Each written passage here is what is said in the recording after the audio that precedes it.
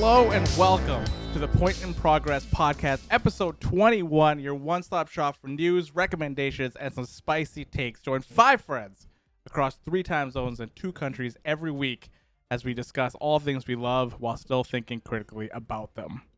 Welcome, everybody. I am your host for today. I am Harv, and with me is Mario. How you doing, Mario? Doing well. Glad to be here. Episode 21, baby. Yeah, we're getting close to the halfway mark for the year. Mm-hmm. We're getting close. We're getting close. Yeah. Frank, how you doing? Good. I got some Canada Dry. Hang out with my friends. It's a good day. Nice. Fly, how are you?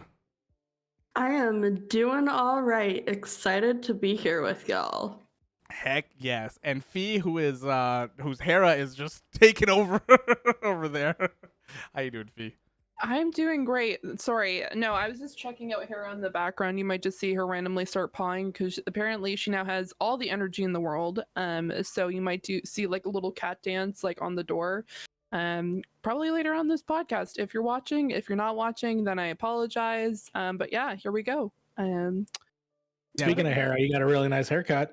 Hey, cut. Hey, there we go. So did Frank. Woo. Look at Frankie boy. My hair's short now. Oh, yeah, shorter. I look didn't at don't that. even have red anymore. Oh my god. No. No more orange. It's all Oh, gone. there you go, dude. Looks good. Yeah. All right. Thank you, Kate. One day I'll get a haircut. One day. I thought you were gonna bust out Lee. I thought he was gonna bust out Lee Miz. What? Just one day more. One more day for revolution. Exactly. I'm off for the revolution. The revolution is until the Our past. podcast this week too. Yeah, we need a cat cam. We need a Hera cat cam. Yeah, one of these like recordings, you just need to just not be on cam at all and just it be 100% Hera. And then you're gonna still talk like normally, but it's gonna be through Hera. The problem I feel like that is like Hera will not sit still. She does not sit still. Yeah. Or she's just like, you know what? A camera's on me. Let me just throw up a hairball. So that would be really entertaining for You could everybody. get one of those like I'm sure they have mean- like a harness, right? That you can Yeah. put on a cat that you can attach a GoPro to or something like that. That would be a mess. I That don't- would probably be a huge Also, mess. Her favorite thing is like there's a cubby like right over there. For people who are listening, I'm pointing at the shelves behind me, and there's just because they're all black shelving. There's like one in the corner that's super dark, and she just hides in there like as her like little bat cave because she loves being in darkness. So it would just be like a dark cam with like eyes going like this. Just like So, I don't know as entertaining as that would be. But here we are. Here we are. Nardog, how you doing, Kate? All right, sounds good. But for now, let's go to the checkpoint. Housekeeping. I have Gabagool here. Yeah. Can't go wrong with some gabagool. Gabagool. oh, And Very then we tasty. have a shout out to that's the link. Okay. Shout out to Sue Bird. That's right. Shout out to is- Sue Bird. Is an Love Olympian. of my life. I'm guessing. She's a basketball player. Okay. Currently on Team USA. Okay. And What? she was a flag bearer for the opening ceremonies. Gotcha. Okay. There you go. There we What go. a badass. While I think that's great and I'm all for like women, woo, it's the United States, and for that reason I have to say boo. The only reason is because it's the Olympics and I have to cheer on the Canadian team. I think it's great. I think she's amazing. We love, we stand, but Canadians in basketball. Oof. Wow. Okay, but Sue Bird and Megan Rapinoe are a power couple, and you can't convince me otherwise. Oh, she's They're on the, amazing. is she on the soccer team? Megan Rapinoe Yeah, is. Megan Yeah, Rapinoe is, Yeah. right? Yeah, she's on the yeah, soccer they're team. together. Yeah. yeah, Ooh. national pride above all else. There you go. That's That's awesome. shout out to Beta Carlson. What? What? I'm not Beta gonna fall for Carlson is a random dentist in Florida. Okay. Good on you for keeping your dreams going, Beta Carlson. You wanted to become a dentist, you became a dentist. You're in Florida, there you are. I'm proud of you. I hope everything's going well in Florida. It can't be because it's Florida, but hey, Did you run out of Shout out to Idaville. You gotta do what you gotta do. I mean, I was gonna end the podcast by saying shout out to Sue Bird. So, what have we been playing, Sly? What have you been playing this week? Thank you, Harv. I sung the praises of Fossil Corner last week. I've still been on that kick. But what's taken up most of my time, I started a new tabletop RPG campaign with some of my friends from college, which has been really fun. So I've been balls deep in 12th century fashion and lore and Robin Hood and all that good stuff. I also want to say, I know last week I said Shield Season 5, piece of trash, which it is. I have to say, Season 6, a lot better. I think they really benefited for having like summer seasons. It's like half the amount of episodes. Pretty decent. It's crazy how much. It's crazy how much like only 12 episodes is so much better for a season instead of 24. Absolutely. Absolutely. Oh, yeah. It's not on the like same level. It's not on the same caliber as the first two seasons, but season 6, pretty damn good. I'm sure season 7 won't be nearly as good, but I'll let you know next week. Is this the beginning of them going to space? No, it's it's the one where they're in space looking for somebody. Got it. Okay. Because that's all I remember. After them all being in space. It's them. Got it. Yeah. Okay. Yeah. All right. Cool. Mario, I forgot your name for a second.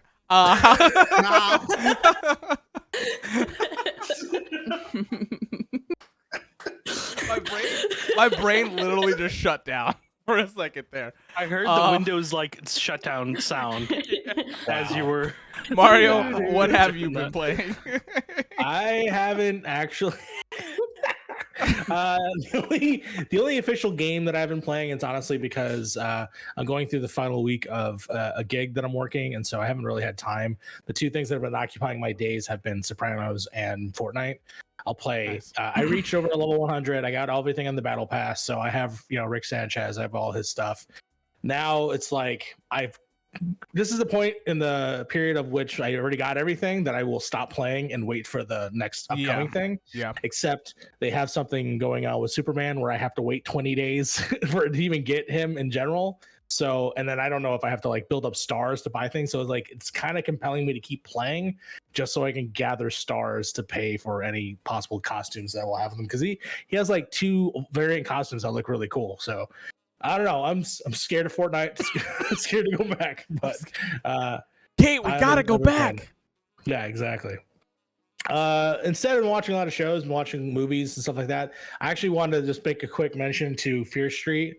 Fear Street was awesome. Fear Street, of course, is 3 movies that was released on Netflix week after week from each other, and they were set in different years. First one starting off in 1994. Second one is like 1978 or 75. It's because it's like a Jason ripoff. And then the third one was like Witches, which is 1666. And they all tie together because they're all telling one complete story, but they're also telling individual stories. And this is, I think, the start of something awesome for what they could do for future years of having this awesome event. Like I've literally watched a feature film 3 weeks in a row that all interconnected and told this really good story that told with horror genres and things that we already know and love, but told in a new fun way. This is written by R.L. Stein. Wow! It was a series of books. Yeah. But this is rated R. I'm talking like good. Really great gory things that happen. So it's a lot of fun. I highly recommend it. It also has like the best music drops since like a Guardians of the Galaxy movie. This isn't YTV shit. So I definitely recommend Fear Street if you guys like horror films, especially fun ones. So definitely check that out. I have also been watching a shout out to Ted Lasso, who's back. I speak the praise of that show. The show's fantastic. Season 2 is here. Can't wait. I have been watching another show called Dave, which is by the rapper Lil Dicky. Oh yeah. Oh yes. Oh yes. People have been calling this White Atlanta. It's basically White Atlanta. which is not far off. It has very similar themes, but I will say, yeah, go ahead. I was so confused because there's a running joke on TikTok that because ADHD is like such a terrible name for like what the disorder actually is. So there's a joke going around TikTok that people have renamed it Dave. And so I was really confused why you were talking about ADHD, but you're not. Actually, you know what? Oh my god, you know what's funny you say? I think that is actually something that happens in the show that does reflect around that, but it has nothing to do with Dave. But yeah. God fucking damn it, Dave. It's an interesting show. It's funny, but then it can be really seriously dark and sad. But it's definitely revealing in certain aspects too. Like there was like they have no shame when it comes to like sexuality stuff, and I think that's awesome, especially when it's has to do with like it's on FX, right? It's on FXX. I just think that as a show, it's definitely really dark and depressing, and you have to be in that mode. It's almost like listening to Joji. You gotta just sort of be in the mood to feel those sad songs. But otherwise, I think Dave is a lot of fun and is something that people should watch. But that's been me. I've just been doing primarily that. Nice. Yeah. Heck So yeah. enjoy. A lot of stuff for you guys to check out. All right, Frank, what do you got for us this week? Oh man, I have. Funny enough, you wouldn't believe the game I've been playing. Okay. Okay. It's obviously so out of left field that nobody would be able to guess. Before we get into it, what it's because I wanna see how many hours you put into this. I want to see how many hours Fee has put into this. I'll pull it up right now. Hold on. I will look at the look he has right now. I will DM it to you so you can put it on the stream. There you go. If I can, hold on. Oh, I don't know if I'm going to be able to DM or put it on the stream. Okay, So- fine. 228 hours I have in this game. Okay, I'm gonna say right now, some of it was before they implemented the kickoff after 30 minutes. Fair. Yeah. Keep in mind, But I don't AFK either. Technically have 253 hours on here. Yeah. So Wild. So I would round that maybe to probably around the same time because we've played very similar times. So yeah, probably about 230 hours between both of us without AFKs and stuff. I also want to say that I'm not the only person in this household now that's addicted to this game. That is true. And I've been playing with Lucas because he is addicted to a point where he's just like, hey, do you want to do dailies together? Hey, do you want to come over to Northern Shroud? I'm currently mining some stuff. And I'm like, okay. So I like fly over there and I just hang out and then I just do my own stuff while he's doing his own thing. So I saw what you did, Mario. I saw what you did. I saw what you did. I saw you, motherfucker. I'm just saying. I mean, that's one of the things that it feels like it's taking people by storm, and it's really it's cool to see people playing it. Because I saw Uncle Krasna starting it today too, and I know a couple people are thinking about starting it. So, but what else? All the Frank? big streamers have started. Yeah, exactly that too. But what else? Summit, S-Fan, all those crazy big streamers.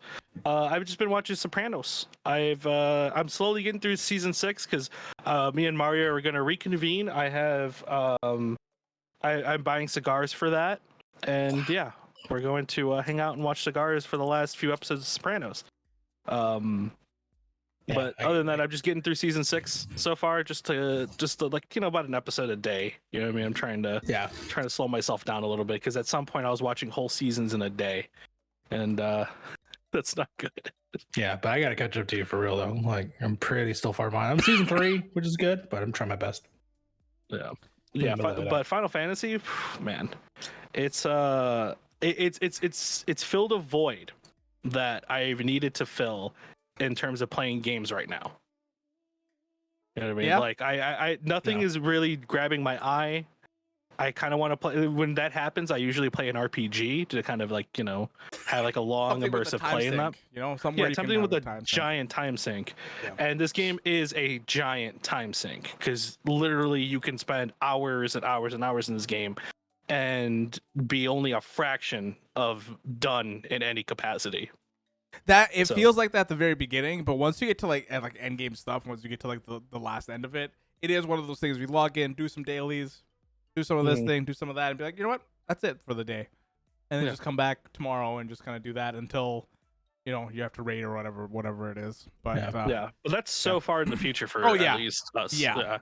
That like I'm gonna probably have fun with this game for maybe the rest of the year.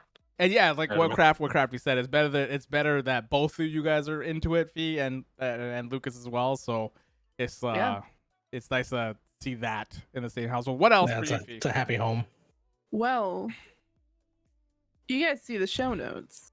It's a show. Let's see. That says a show. Wow, no. Show. Now, I did not specifically put the name for one reason, is because I know someone here has already watched it. So I specifically caught up with both of the series associated with this particular genre. So it originally had the first 3 seasons of the first one, and then the first season of the second series. One of which is placed in LA, and the other one is placed in Texas. The show is called 911. I was gonna say this is 911, isn't it? Yeah, this is 911. Lone Star. So I've been watching I that. love 911. And that's why I didn't write it in the show notes. Oh my gosh! Wow, you actually. It's funny because like 911 is so good. it's funny because sometimes when Doing we're working, she just starts giggling to herself. I was like, Fee, what's going on? She's like, oh, just watching 911. Oh So, yeah. my gosh. I've been watching that. 911 is one of my favorite comfort shows. And Right. I put off watching Lone Star for so long because I was like, ew, Texas, right? And then I Complete started it, opposite. and the first episode, my jaw was on the floor. The cast, the actors, everything, TK, and the fucking police officer. So cute. Carlos, right? Yeah. What is his name? Yeah. I'm so bad with names. But TK and Carlos, adorable. Oh my god. I love this show. And this is why I didn't post it, because I knew you were gonna freak out. So I'm like, I'm just gonna leave it to a show, because I'm just gonna come in here and be like, yo, I watched this And show. you thought it was anime. I that's thought what it I was thought. anime. I gave you so much shit when we were preparing the You show. gave me so much shit. And I'm like, you're I gonna was eat your like, words. oh, like, great. you're Another gonna anime. eat your words when we get into the You're show, gonna- and then you realize that I have been watching 911 and Lone Star. No, I think That's they're awesome. really great. They're very what I like about it is they're very accepting of all types of backgrounds and sexuality, and it's just absolutely fantastic. And I think that's really great, because they exist in the show, but they're not a complete forefront. They're not like, oh my god, it's the gay person, and oh woo, it's just like, hey, I'm a trans guy and I like girls. And then Played there's, by a trans actor. correct. We And so love. I thought that was really cool. And also just the comedy about all these people that are in the South, and they're like, hey, we know people here aren't going to really like us, but you know what? We'll deal with it anyway, including the Karen episode, which is great. But Oh my gosh. But on the topic, before you move on the topic of 911, I have Saint Christopher nice. pendant, what's his face? I know him too, and very well. He was trying to be a movie star, and he just couldn't do it. Just couldn't do it. I thought that was the Vin Diesel. I forget it. Why do I always forget his name? I'll that remember it in a second. Hangs But above his son's Yeah. bed.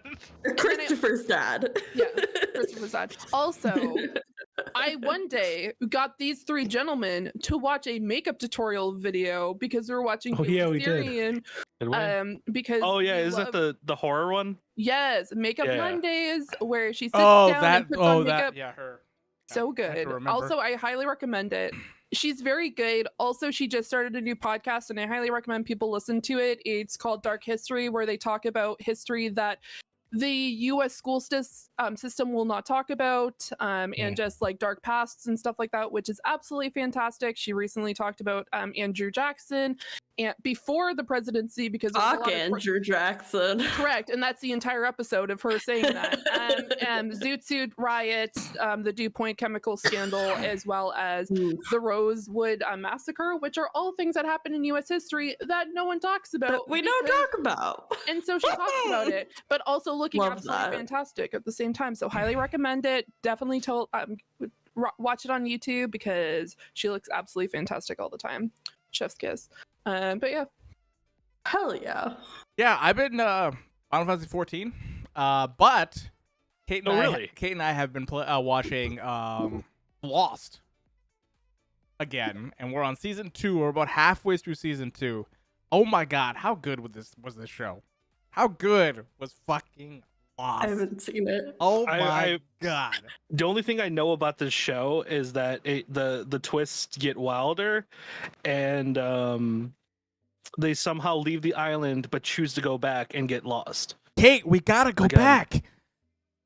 But I like, only watched an episode and a half, and there's a reason I will never go back to that show. why? Oh boy. Two, I will not talk about it on this podcast. Was it like the first episode? No, it was not the first episode, my friend. It was not the first episode. You're gonna have to tell me off stream what that is, because I'm curious now. I'm very curious. But no, I've been having a blast rewatching it again. It's gonna hit that mark with the 3rd season where they took like a writer strike. There was a writer strike at that time, Yes. and then they took a break, and they came back, and it just kind of went off the rails a little bit after that. So, A little bit? yeah, yeah. They go back to the island that they got unlost from. They unlost themselves. Isn't the island moving and spinning, and then all this other crazy shit happens, and then there's Yeah, like a Does myth the island of even darkness? exist? No, it exists, but it's like in this weird time thing that's happening, and it's like it's very weird. It is very weird. They had But- like an idea, and then the people who actually were part of that idea are now not on the show, and so they're like, "Let's go crazy." Yeah. Yeah. So you're telling me right now that at some point they get off this island, correct? Yes. Okay. Well- So from that point on, is Well- the show called Found? No, No, that's another show. It's a spin-off show. It's a very it gets complicated for some reason, and I don't. Because okay, so I watched the show when it first came out, so I'm not 100% on what happens on some of the episodes. That's why I'm excited to watch Yeah. it through again to see what happens in season 4 or 5. I think I'm there's interested- 5 seasons, I think. I'm interested to start it because I know the ending, and I'm curious how that will reinform what the ending is, the actual thing that's happening. Yeah, because maybe at that Kind of time like how I we're just watching never understood Sopranos too, right? Well, I don't know the ending. I don't know who is, who goes. I know actually. Well, I we take know that back. how it ends. I know how it ends. I just don't know the leading up to that. So I don't It's know been that. memed on too hard to not It's been know. memed on. Yeah, exactly. But for Lost, that's a show that it's always been on the periphery. I've always finished season 1, can never get past it for some reason. I don't know Oh, why. dude, the first 3 seasons are so freaking good. Yeah. Such good While we're TV. talking about crappy TV we're watching, I feel like this is the perfect time to mention that like maybe a month or so ago, I watched through all of Gossip Girl. Oh no. And that was a show. But like a couple weeks after I finished, How much? apparently what did they you were drop? making a new Gossip Girl, and now there's a new Gossip Yeah, Girl. there's a that's reboot happening. for- It's like there's a reboot, and Yeah. it's so weird. Yeah. so I saw stupid. that. Yeah, it's on It's HBO Max, so isn't it? weird. Yeah, it's on HBO Max. Yeah.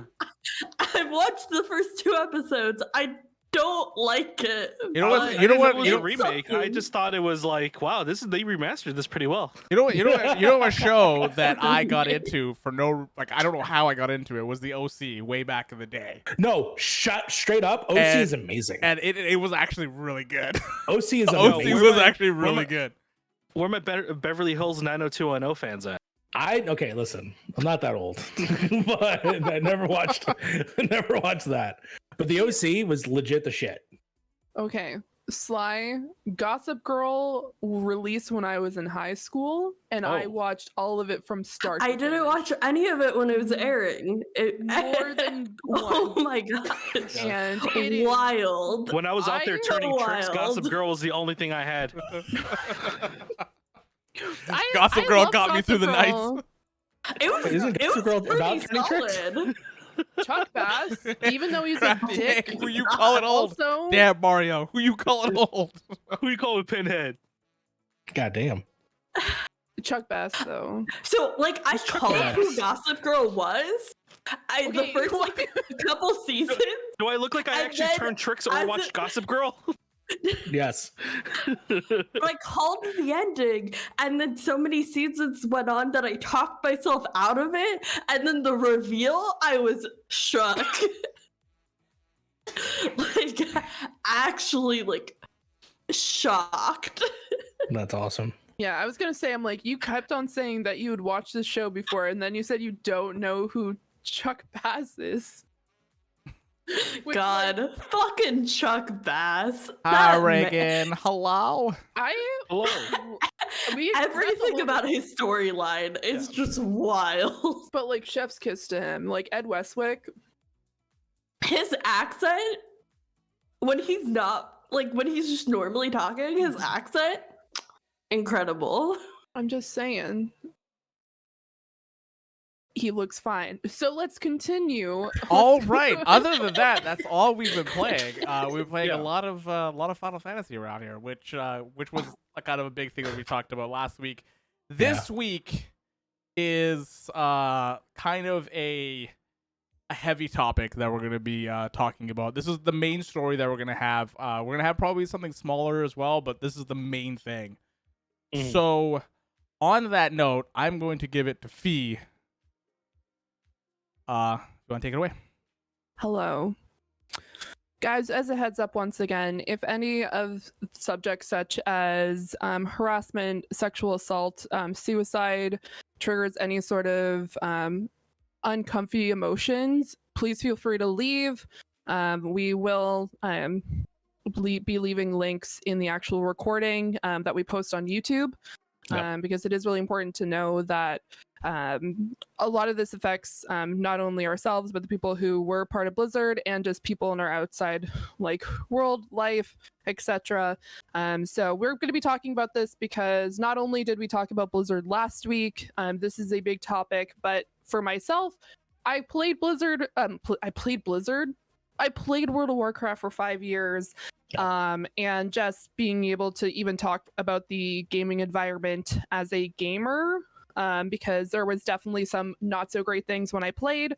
Not saying that there weren't great things that happened when I did play World of Warcraft, but WoW is, in a general, is definitely an interesting environment. And so hearing that this actually was associated with the back end and people who work there, it's definitely a topic that needs to be discussed.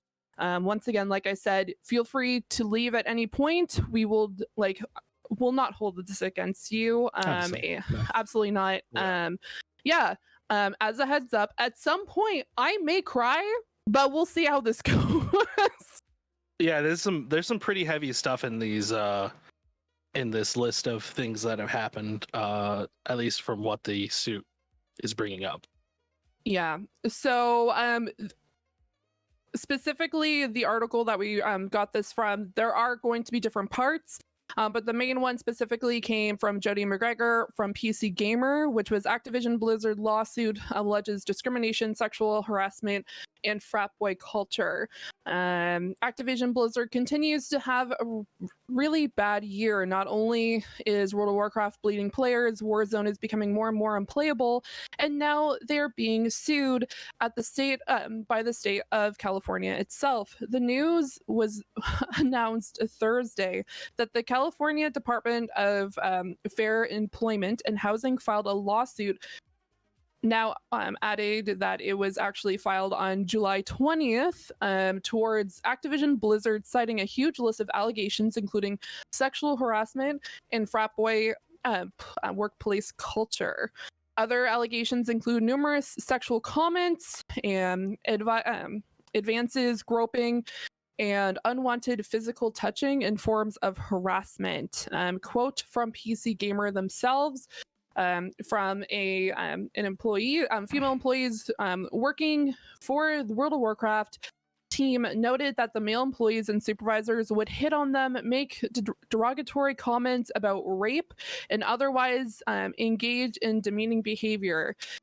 Reads the complaint. A former chief of technology officer is accused of groping inebriated female employees at company events and was known for making hiring decisions based on female applicants' looks.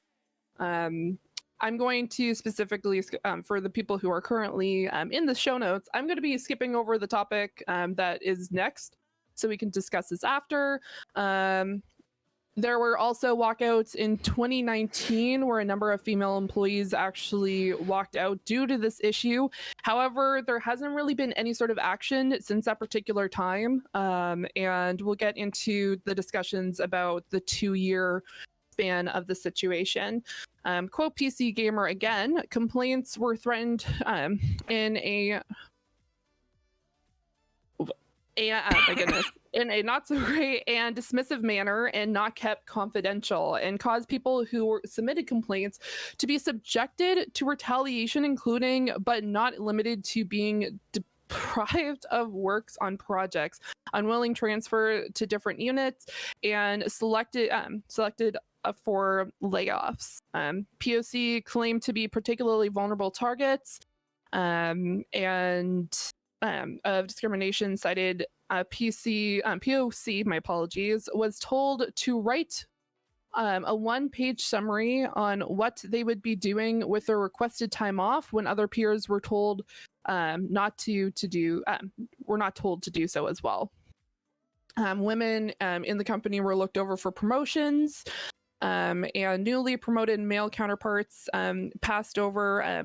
Essentially, they were hired over women who had been working there for long periods of time. When it came to Call of Duty, methods of fixing issues with the company were attempted, but ultimately were unavailable to be resolved to resolve complaints. The suit is requesting is requesting damages, unpaid wages, and compensation. Blizzard spokesman claiming accusations are distorted, in many cases false descriptions of many Blizzard past. So there's a lot of details there that we'll get into as well.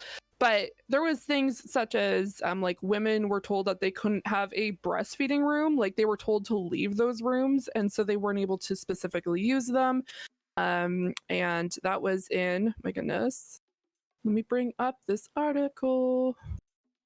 It was the Kotaku one, if I remember correctly. But there were a number of cases where women were just told that they couldn't do specific things, or there was cubicle crawls where men would actually crawl under cubicles and then start like harassing women from the floor of their cubicle. So yeah, there was just specific issues such as that. And once again, this is a specific trigger warning. Unfortunately, there was a female employee who actually committed suicide after photos of her in knots without clothing were passed around, and ended up doing this on a work like outing, or like specifically some people say that it was a party or it was an event.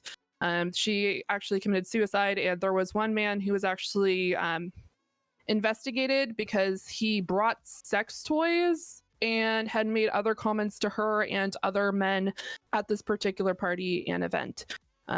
So it's just this, I'm gonna be honest, this list specifically goes on, and it is really difficult to go through and read. There are definitely a number of other things that have happened that God, this is just, and when this was first brought to me by Frank, and then I was having a discussion with Harv today, I just felt sick, like reading all these, because just knowing that like it's already a difficult field to get into as a woman trying to get into the gaming industry, let alone entertainment industry. It's always based on looks, and just overall like this frat mentality is absolutely disgusting and appalling, and the fact that it led to someone losing their life and that wasn't taken as seriously, because obviously if it was taken seriously, we would have heard about this before now.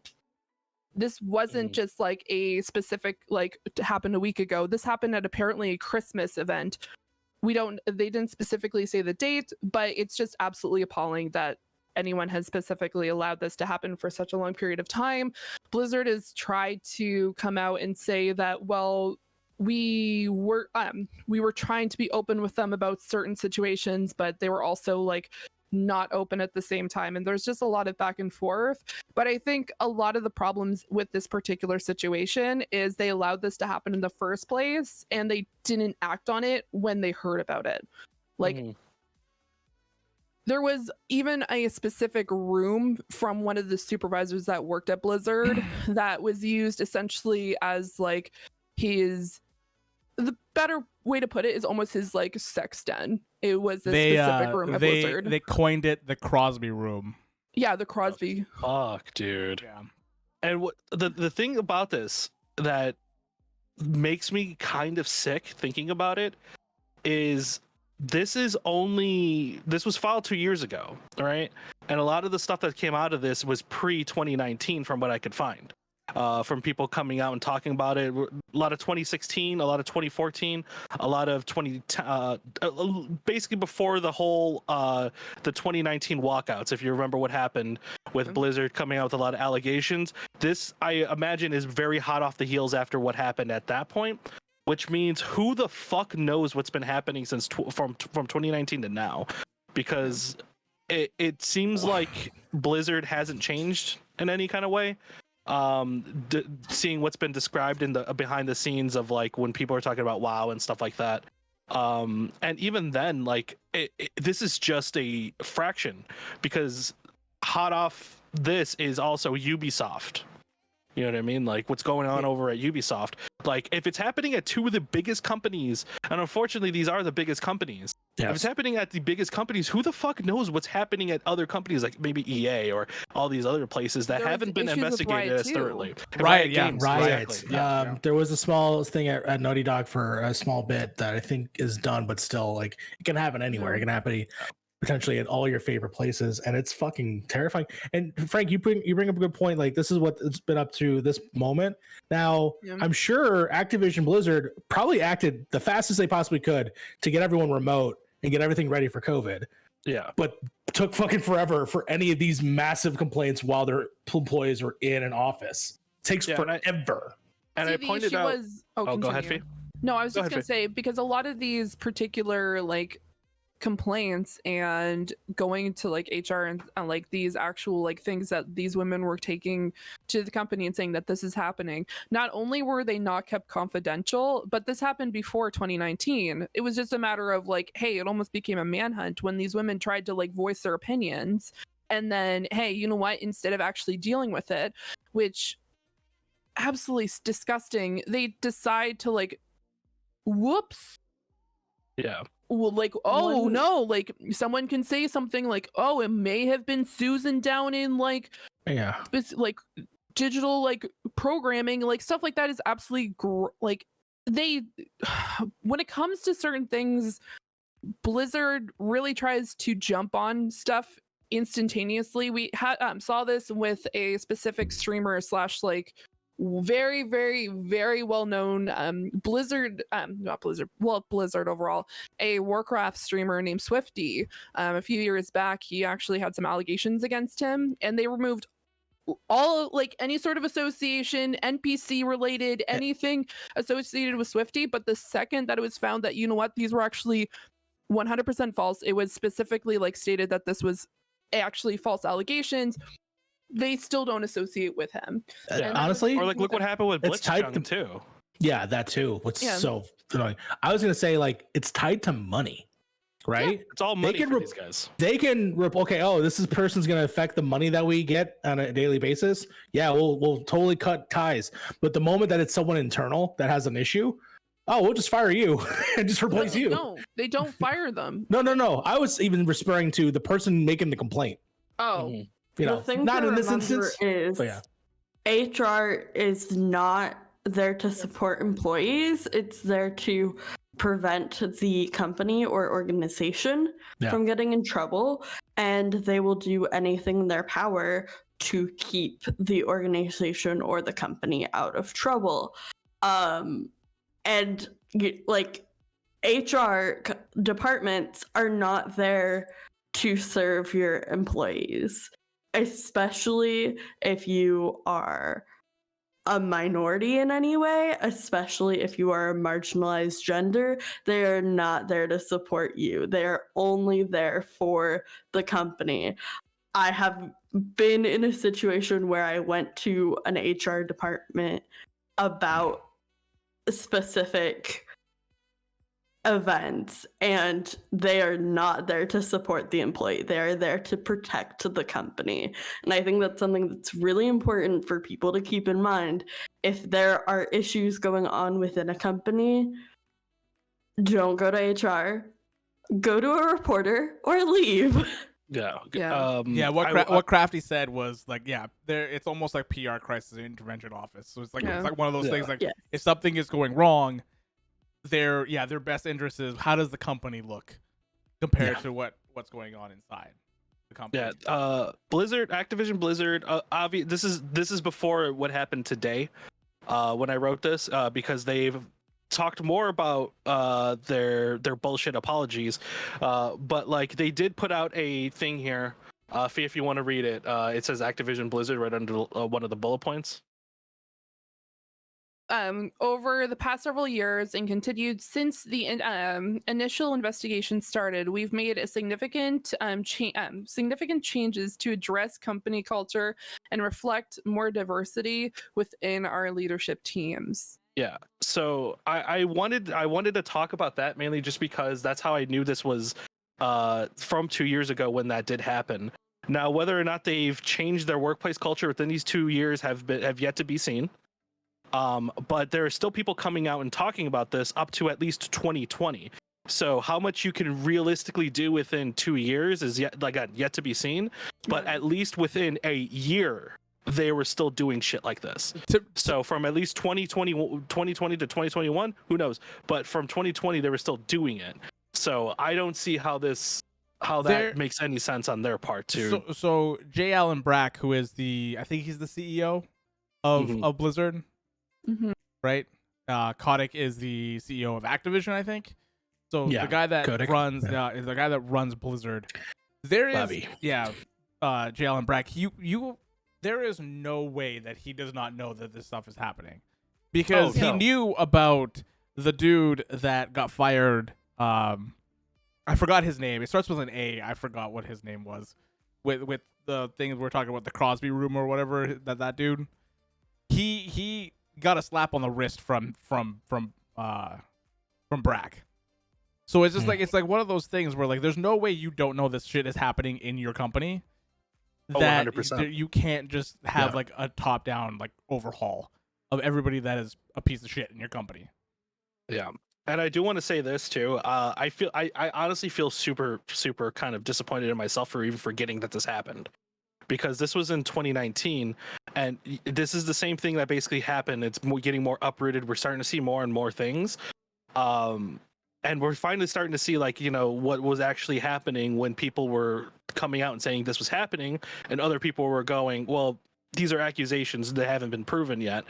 Well, there's a whole ass fucking lawsuit now, and when the whole state is getting involved, they must have some kind of substantial evidence in order to prove that what's going on is going on. Fucking person's dead, and I had no idea this happened. Yeah, and it sucks because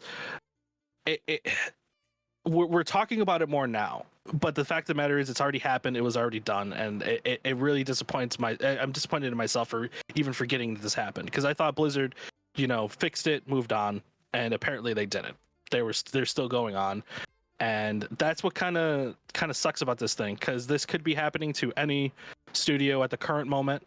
We just don't know, and we won't know until somebody comes out and says anything, and we won't know if that people will still probably not believe that, because people are going to be people like that, until something like this comes out where a whole state has to sue a company for everybody to go, oh shit, this is real, we need to fucking fix this already. I understand Blizzard is a large company, but allowing this to happen, not only like it's not just one or two people, it's a lot of employees who have been doing this.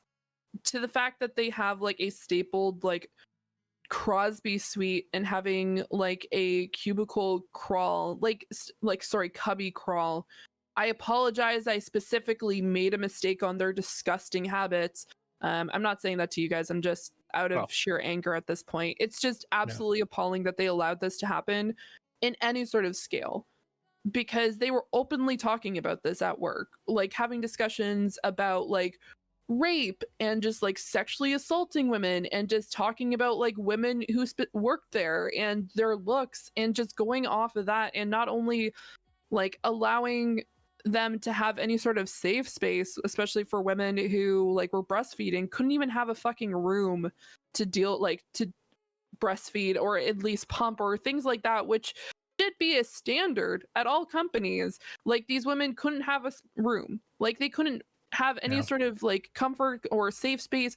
And it's just, it really irritates me as someone who played this game for 5 years. And like I said, I had absolutely fantastic memories of playing that game, but I also dealt with the other side, which were absolutely disgusting dickheads who decided to call me things like a fluffer because I was just like a main healer, or like, hey, oh, you're a female, and then specifically ask for really inappropriate photos, or just like, yeah, it's not just a specific game, but just like there were those dark periods in World of Warcraft for me, and then just like seeing this not only like affecting the people who played the game, because we saw this as well, and just like the complete sheer like negligence that they have when it came to Annie Fuchsia's actual post she made a few weeks ago about the fact that she was getting stream sniped, and then they're just like, that's how it works, and then just like shrugged it off. And then they constantly, she would say like, I'm getting these really disgusting messages from these players, and we're constantly shrugged off by Blizzard. And then seeing this internally, it's just like, fix your fucking shit. Like your game's shitty right now, and knowing that your internal system in your workplace is not really a great place for women and a large group of the people who are working there not to be comfortable, like not be able to go into work without feeling like they're going to be sexually harassed. Like, fix your shit. And I'm honestly, I'm happy at this point that they're getting called out on it. Like, this is, they need to be called out, because not only do they have this happening on a regular basis, because they wouldn't have this entire list of like specific things that are happening, and people are confirming these stories. It's not allegations, it's things that happen on a regular basis at that fucking company, to a point where a woman killed herself because of it. Like, that's absolutely atrocious. Like, why wasn't that looked into? Like, why? I understand that they tried to do like, oh, we're going to try to fix it. Oh, we're going to just cover it up. Or, oh, we're just going to make sure that the company's fine. Just like recognize your, like, some of your employees are shitty people. Just like maybe fix that first, and then try to figure out other ways, because there's so many areas where Blizzard is fucking up right now, that this was one of the last things that, one, should have been happening. And two, you know what? Great to see that in 2021, they're finally getting called out on this shit. Mm-hmm. And this, well, they're getting called out again, because they've already been called out again. Yeah, it's just for some reason it didn't gain traction. Like, people were like, you know, it kind of just got swept away with I think like everything that was happening in 2019. I think in 2019, which, if I'm not mistaken, there was this huge movement that was it's in the thing too. Yeah, so sort of following the Me Too movement in a lot of ways, where it was a lot of it coming up in gaming. And if I'm not mistaken, that was roughly around like 2019. I believe so. Yeah, with the riot stuff too. You know, I remember that being a huge issue. And then I just feel like we've gotten to a point where, I will say, we got distracted by 2020. 2020 was a fucking shit year. And I think that's why it just feels so ethereal. Like, oh, I can't believe it's happening again. It was happening, and then something even crazy happened to the entire world. So it put the spotlight away from it. And I feel like that's what ended up ultimately happened. We're not getting more details on the thing. We're getting literally what was actually happening. Yes, when directly we should have still have been having the point on them the entire time if they were able to get to make any change. And that's what sucks. But I'm glad that, yes, it is coming back out.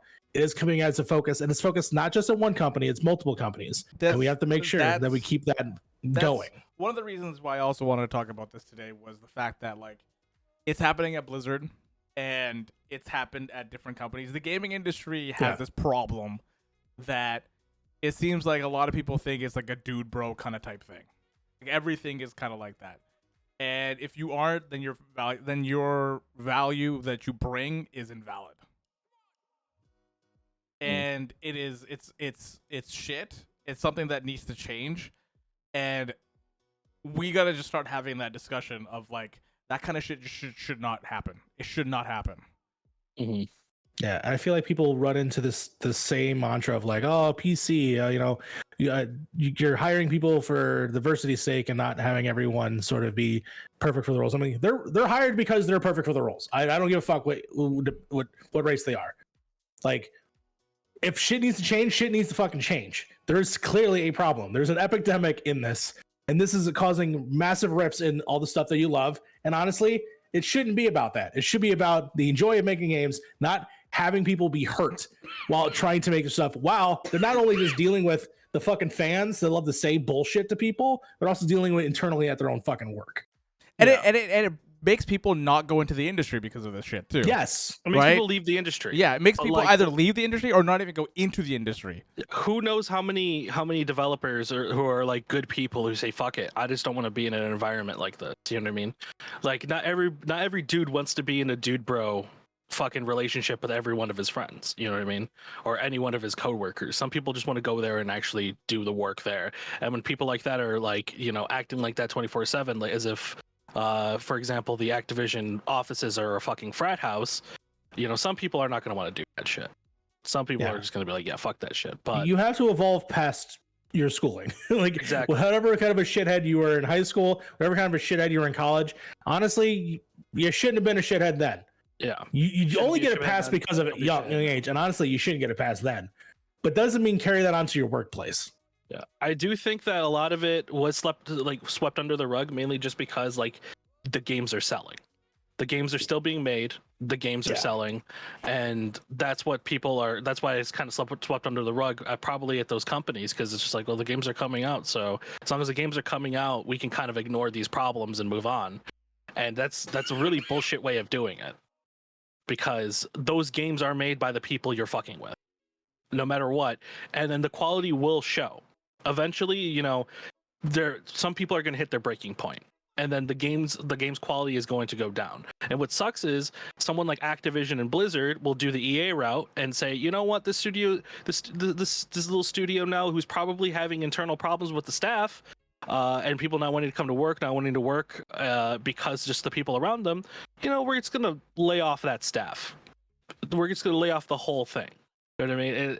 It sucks. It's such a shitty culture for a company to do, but Activision, Blizzard, and EA, Ubisoft are no strangers just sweeping that under the rug and just deleting a whole studio, just because they're underperforming, but who knows why they were doing that in the first place. There was a statement that came out with one of the execs.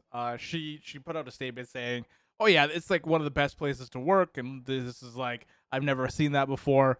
But then when you look at that, it's like, yes, you don't, because you're an executive. You don't see that executive. Stuff. You just make a request and you can get $100 million, like one of the CEOs. When you look at people that are actually developing the game, that are there at the ground floor and trying to make something, like they're trying to make something. Yeah.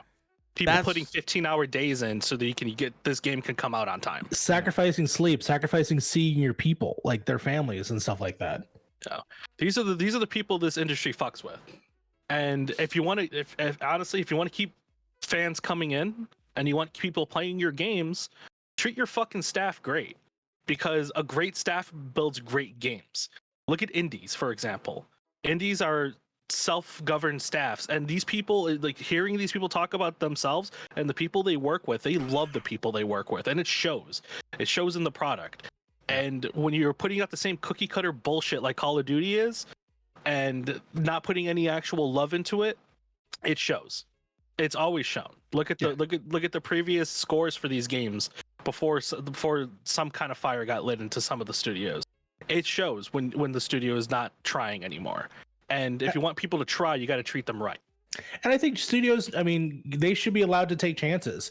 Okay, yes, they made one of the best Call of Duties, right? Fucking make them do a game about baseball. I don't know, some wacky shit. Just something to get like the emotion out and create something different and new. So that way they're gonna go back and churn on the next fucking Call of Duty that you play.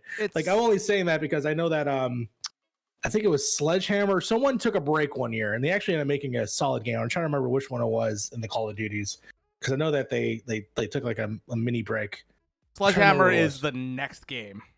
Sledgehammer is the next game. They took a break previous, so the Sledgehammer should be the next game now. I think they worked on something else during that time. I think they did too. I think they did. But all I'm saying is, you just don't work your staff to the point where it becomes derivative. and treat at least everybody with fucking respect. Exactly. It doesn't matter if you're a guy, a woman, a non-binary, person of color, whatever they are. Treat the people with respect. Yeah, people are people like you and me, man. It's just the way it is. We're all people at the end of the day. I will say this too. I did see a lot of the news outlets going out saying that they won't be covering Activision Blizzard games just to kind of not give them any signal boost. And I think at least here at Point in Progress, I want to do something similar of the same.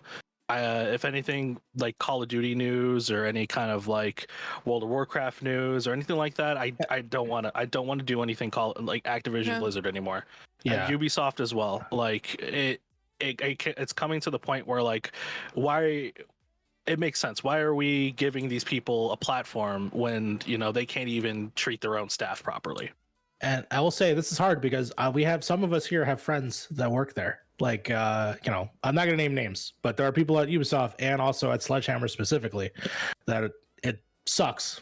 But yeah, I mean, at least here, we're just we'll talk about stuff like this, like what's going on with like the companies and stuff like that. But until these companies can fully just show that they aren't fucking around when it comes to stuff like this, in terms of just like talking about their games and stuff like that, I'm not going to do it. Even if like Call of Duty has a cool mode or some shit like that. Yeah, that and also the one thing I have been seeing a lot on Twitter is, EA has a solid year. They've done nothing awful. Like, no, don't give anybody a pass. No, EA does not get a pass. Nobody gets a pass. So many people. No, nobody gets a pass. The moment something wrong done, you call them out for it. I just want to like specifically take a quote from Blizzard before we like move to another topic. They specifically say the picture that the DFEH paints is not the Blizzard workplace of today. Over the past several years and continuing since the initial investigation started, we made significant changes to address the company culture and reflect. And this is over the past several years, not just the past 2 years. Yeah. But there's multiple statements where they say that what the people who are currently doing the investigation, which is the DFEH, they say that it's completely distorted. This hasn't happened. But at the same time, they're like, we've also been working on ways to fix the issues that have been happening in our company. I'm like, okay, so it didn't happen. But at the same time, you've been fixing the issues that you've had at your company for several years, not just 2, several years. Yeah, they use the quote several years, even prior to the lawsuit, if I remember the quote correctly, right? Yeah. Yeah, so that's bullshit already, because at least in the research I did, people were coming out even recently right now talking about stuff that happened between 2014, 2012, 2019, 2020, and so on. So it's bullshit that they were fixing this before, and it's bullshit that they were fixing it after. Because it's happening in 2020, it was happening in 2014, 2012, and all those years before that. It's the typical PR statement that they got to put out there. That we've done this. We don't like these allegations. We're gonna do something about them. They're not doing anything, Reagan. They're not. But you can't claim it's not happening and also make a statement that you're fixing it exactly in the same sentence. In the same sentence. Not even different paragraphs. That was the same fucking sentence. Like that. I'm sorry. I'm like really aggravated by this. It's stupid. But it's just like think about what you do. Like something I've learned over my years of working in tech and as well is when a tech or anything specifically says we're like a family run, just fucking run. Unless it's a small, like very cute, like indie company, or just like a small mom and pop shop. If it is a massive company and they're like, we're a family here. No, I will include for one, you never turn your back on family. That is Okay, true. First of all, That is true. They use that culture to manipulate you into taking less than you deserve or working more than you should, and will create a hostile environment if you try to decline, claiming you're attacking them. Any company that tries to use the family culture line is going to use that against you and to create a hostile work environment. Yeah, and regardless. Yeah. What sucks about that is that it's weird because they obviously don't want to reprimand some of these people because maybe they're just really important staff members. You know what I mean? correct. Like they're just scared to leave for these people to be fired. But at the same time, you will treat people who are people of color or even women with not the same respect and look at them more as expendable people than the people who are doing nasty, heinous shit like groping and fucking cubicle crawls. Like, to Blizzard and Activision, those people are way more important to keep in the workplace no matter what than somebody who's just trying to do their fucking job and actually work in a workplace. Especially if that person is disabled or a person of color or a minority gender, especially trans folks. Yeah. And if anything, that shows that what Blizzard deems, expendable in the workplace, because they'd rather have probably some shitty fucking douchebag coder who likes to say rape jokes at the company fountain, and they'll overlook that. But somebody who is looking for a promotion or talking about their peers being shitty is overlooked because fuck them, we can just get another one. And that's because they're creating a hostile work environment. Yeah, exactly, which has been said in some of these. Is not. Some of these things as well. I was gonna say, no one is safe. If you act like that, you should be gone. I don't care who the fuck you are. If you're Pete Hines or Sam Lake or any of these famous people, Kojima, I don't care. You do something terrible, you gotta leave. You can't be the head of it. Someone else will replace you. I'm sorry. Yeah, there's plenty of people out there who would love the opportunity to work at Activision Blizzard. Probably not anymore, but at least at the past they would have. But instead, you keep shitty people on staff, and those shitty people have stayed on staff for way too long. Yeah. The one thing that I want to see when it comes to this, and it sucks because we hear this every 6 months, right? We hear about these kind of allegations. We hear about this stuff that happening at different companies every 6 or 7 months. And for some reason, every time we're surprised. We're surprised that there's assholes that work at these companies, and there's assholes that run these companies. Because the news cycle moves so quickly that we get to a point where it's like it just kind of goes away from our consciousness, and then it comes back again 6 months later, and we're like, "Oh my god, is that happening over there?" That's crazy. Hate to say it, but women aren't surprised, and people who are socialized as women are not surprised, because especially people who are socialized as girls grow up. This is literally a nightmare situation that we think about all the time.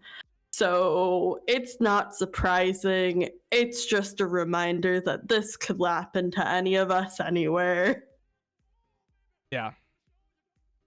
And I'm hoping that since the government is getting involved in some sort of way, that this could be a start for the industry to do something. But yeah. I put a note in here, and I just think, like, for a company that big, you should really be the one who kind of sets the bar for this. Because at the end of the day, Activision Blizzard is probably, if not the biggest company in gaming. in terms of just money and what the resources they have. If you could throw fucking conventions for yourself, you better be able to take care of the shit. And what maybe they don't understand this, but the other studios do look at that. And they look at what a studio like that can do and what they can get away with. And it's obvious that has bled into the rest of the gaming space with companies like Ubisoft, companies like Riot. It shows. It shows when a big company like that can do that and get away with it, that the other companies can do that and get away with it. And that's bullshit. That should never happen. No company should be able to just throw money at something and it just be swept under the rug and go away, which is why I'm so glad people are coming out and saying that they're not going to be talking about Activision stuff. They're not going to be talking about Ubisoft stuff, because that is, if they're not going to listen to people talking about it, they're going to listen to people not giving them money. And they're going to listen to people, they're going to know something's fucked up when they start bleeding that money. Because that's the only language they speak. They don't care about what we're talking about right now. They only care about when that money starts bleeding. Well, they hate even just one person fucking talking about their game and blasting them on Twitch. Yeah. Because like Asmongold got called an asshole by one of the employees because he was calling out the game. Just the game. Just World of Warcraft. Not these like the like consistent and the very long list of issues that are currently happening, not just at World of Warcraft, but at Blizzard and Activision as a whole. And I'm sorry, I just like caught eye of like what Dustin was writing, or at least posted there. But he said like it's not just an industry though, it's the entire bro culture. That's a pervasive of 90% of what seems like all upper management in any kind of these big companies. The CEOs don't give it actual shit, and that trickles down. If they cared, then this would be stopped before anything actually happened. Well, like a good example of that is earlier this week I saw a TikTok. I know I'm on TikTok way too often, but it was a girl who recorded herself in her engineering class, and she was just sitting there. She had the camera facing her, and there was conversations. She's the only female in the class, and some of the guys were like, oh yeah, I wish I could get like her fucking ass, blah blah blah. And then one of the guys said specifically like, well, I wish that I could like get a girl that's like almost like unresponsive or has the inability to specifically say anything, so she can't say no. These are conversations that happen in public daily. You're wrong, not wrong and at all. It's absolutely appalling. And what was even worse was you saw the comment section, and some people were like, you're just overreacting. That just seems like regular guy talk. And it's just like, what the fuck do you mean this is regular guy talk? Like, I can tell you with utmost certainty that when I'm alone with Mark, nothing of that comes out of my mouth. No. So I don't know if the problem. Last time I checked, I'm a guy. We don't typically talk like that. So these fucking people are just disgusting people. The problem isn't the guys who don't talk like that, because like I know you're a good person. I've spent time with you. I know you're not going to make jokes like that. The problem is when people are in a large group and somebody makes a joke like that and they are either encouraged or not responded to, then they keep doing it and nobody calls it out, and it falls on the burden of the people who are affected by that to step up and educate. So like if you are not affected by a comment but you can tell that it's wrong and should not have been said, speak the fuck up. It's not that hard. For you, it doesn't affect you. It will mean so much to the person who is actually affected by the comment if you say something, and that's how you foster better environments, and that's how you get rid of this. And yes, all upper management is toxic as all hell, and that's because it's ran by white men, and you can't convince me otherwise. If you look at companies that aren't run by white men, they have way more positive work environments because people will not tolerate that shit.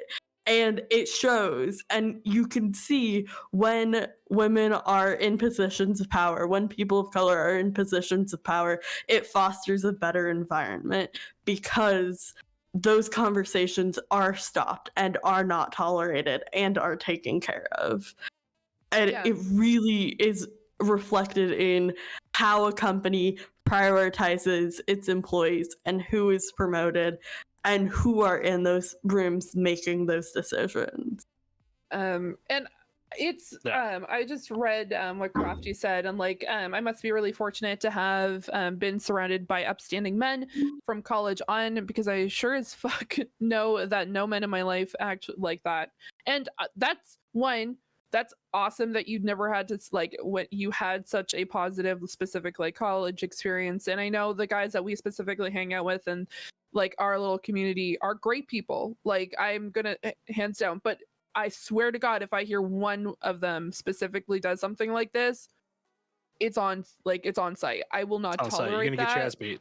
No, it's just like absolutely atrocious. And I like, yeah, there have been times in the past, because I have been essentially in a male dominated like industry for almost a decade, and I've essentially had a lot of guy friends to a point where like sometimes they did say really shitty stuff like that. Would I have allowed that to happen a decade ago? I may not have felt comfortable like trying to stand up about that, because then you're that person that's just like, oh, you're just being stupid, blah blah blah, like, or like You're oh, just calm down. oversensitive. Yeah, you're oversensitive. You're Just overreacting. calm down. I don't know if Chill Frank out. can call this out specifically, but definitely in my couple years of public service, of helping people with their devices, they are openly say things, and I will respond back, no, don't say that. One specific person We've tried to kicked pay me people out off for dumb shit. yeah like that. someone tried to pay me off because I kicked him out for saying dumb shit, No. you know. Yeah. But it's you got to be like everyone said, and Sly specifically said, you got to be the person that sparks the change. If you're in a group of people and someone says something that's totally off color and you don't say anything, you're complicit in what is being said. Yeah. Either it's being someone misgendering somebody, if it's even someone saying the R word, or you know, just saying gay as just like, oh, that's gay. Like a lot of like there's certain nationalities that use that as just a phrase. That is something that we really got to cut the fuck out. And honestly, I'm pointing it out to Smiling. I want to clarify. I'm smiling because in queer communities we refer to everything as gay, no, of which course. is our right. Anybody else, knock that shit out. No, it's funny because I'm not a part of the Hispanic community, but it's definitely a part of the fucking minor Hispanic community in certain areas, not every area, certain areas, where they'll just say, it's gay, homie, or whatever the fuck. Like what they're doing because it's a friendly thing between them, but they're not understanding what they're saying. They'll say a lot more than that. They'll say even way worse than that. The part what I'm Especially saying. Pilsen. That's why I'm being, cautious about it here, because it's still fucking awful. But when it happens, point it out. It's just definitely a Fuck, I stepped on really something. like honestly one of the words that is coming to mind is like just an incredibly disappointing situation, and it's like absolutely atrocious. And I know I've said atrocious, disappointing, and stuff like that constantly, but just like one that's holding me back from like just going completely off the rails and like losing my shit about this. But at the same time, just like even It Dan sucks. pointed, yeah, it sucks. Dan pointed out they don't have an apology. There's no apology there, because they're not going to take responsibility for anything that happened, because one, there's a lawsuit, and two, obviously they don't want to take blame for it. But God, just I can only imagine how you felt after all this, because you played WoW for so long, and just the realization of, damn, this could have been happening while I was playing this game. Honestly, the last few weeks of us playing Overwatch, it's like we've been heavily involved. Yeah. Yeah, Proposing it's everybody that we play the game. We played the games, right? We played Yeah. Overwatch, World of Warcraft. Oh, yeah. all that I'm kind of not saying that everybody's hands are clean. No, not at all. It again, this is something that came out in 2019 and just kind of got swept under the rug. And I said to myself, I feel bad for even forgetting about this. I literally remembered it while reading this, while getting all the news piled up. I was like, oh shit, wait, this sounds familiar. Didn't this happen before? And then it happened in 2019. well, like I know for like the longest time when I was playing World of Warcraft, I'm like, wouldn't it have been cool like for me to work there, like as a graphics person, because I loved the art style. Like the art is hands down phenomenal in that game, and I always like was actually like at one point, and like honestly, and up until the past fucking month and a half or so, like it was still like a goal to like work there, because it just looked like but at the same time, like, one, I will be honest, I didn't know too much about what happened in 2019. If I had known that, my dream would be fucking gone 2 years ago. Here's what I'll say about that, Fee, though. Yeah. And this is for everybody. Don't not chase your dream. If your dream is to work at Blizzard, that's fine. But be the voice of change. If you see shit, you say shit. Yeah. Even if it makes you uncomfortable. I mean, I know it makes you uncomfortable because it's going to happen. When it happens, and if it does happen to you, be the person that speaks out about it. Yeah, be the change you want to see. Now, I say that. I understand that it is a very difficult thing in the gaming industry at all, right? Because depending on where you are, and depending on where you are in, wherever. I'm not exactly where. Are they Washington? Is that where they're stationed at? Luckily, yes. Because I will look it up while you wait. Yeah, the major problem with game studios is that you have to be in an area where you can find income and being able to work in another They're place. in California. California luckily has a bunch of studios. Oh, I guess they would have to gonna be say, in I think California. you're thinking of Bungie. Yeah, Bungie. Yeah. Yeah, you would have to. Bungie- Oh my it was God, Washington. Jesus It would Christ. have to be in California because they're getting Yeah, sued you're by right. the Californian government. You're right. You're right. So Thank you. we're so fucking. I can't believe we didn't even think about that. Yeah, I know. They're getting sued by California. Of course, they're in California. Of course, they're California. Yeah, no, 100% makes sense. But I'm just saying, just like, don't be afraid to chase your dreams, but be the voice of change. If you see something, say something. Yeah. Because these are still places that are revered to us personally. We have childhood memories. We have things in history and friends and stuff that evolves around the things that we love, like movies and show, all these things. But at the same time, you could still enjoy and love those things and be a part of those things. But if you see something, you need to say something and be better about it, and make the place you want it to be. Make Blizzard the place that you know it could be. I also just want to say, make sure that, like, I'm saying this to Activision. the ladies, like, do it in a place that you feel comfortable and safe. If you do not feel comfortable in the specific situation, calling out one man in front of a bunch of other men, you know what?